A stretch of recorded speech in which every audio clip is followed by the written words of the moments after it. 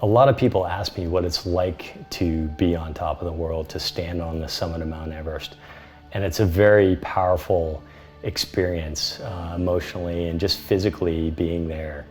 It's an incredible experience, and it's one that I can't really describe. It's something you need to experience to really understand what it's like. But, in terms of,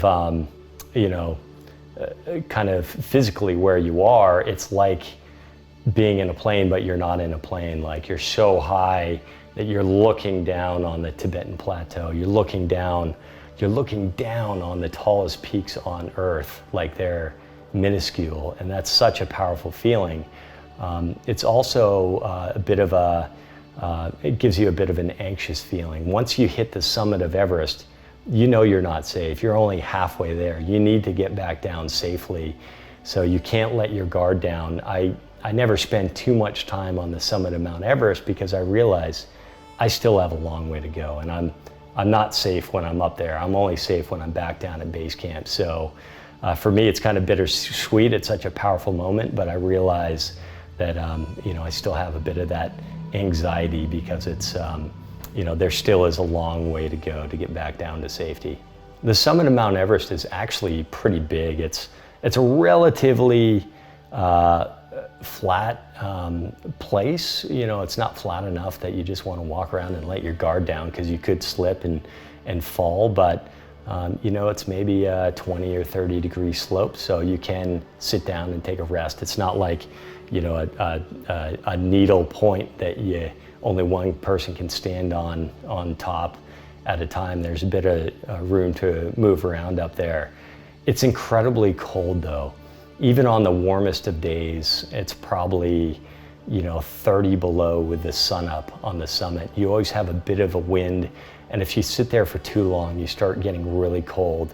And a lot of that has to do with how thin the air is up there. You're just not getting a lot of oxygen to your body, so it feels really cold. But it's a very cold place. If there's any wind at all, you're gonna start freezing your eyes. You're gonna freeze your hands. So typically 15 minutes, 20 minutes, half an hour on the summit, and then you're out of there, headed back down.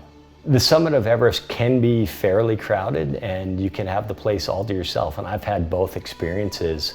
I've been on top when there have been 20 or 30 people up there, and it's tough to find a spot to sit down and grab a snack and take a summit photo. But I've also had the summit all to myself, and in general there are very few people up there. People are spaced out and there aren't many people on top. But on the very busy days, yes, you can have 20, 30 people on top, although that's very rare. One of the coolest things about standing on top of Everest is if it's a really nice day and there are people climbing from the north side, some people might be summiting from the north the same time you're summiting from the south, which, if you think about it, you spent several months trying to get to this point, to the pinnacle of Earth. And to have people come up another route from another country and meet you on top is really cool. And it's fun to kind of talk to them a little bit on the summit and see what their experience was like. But it's just a very powerful place to be.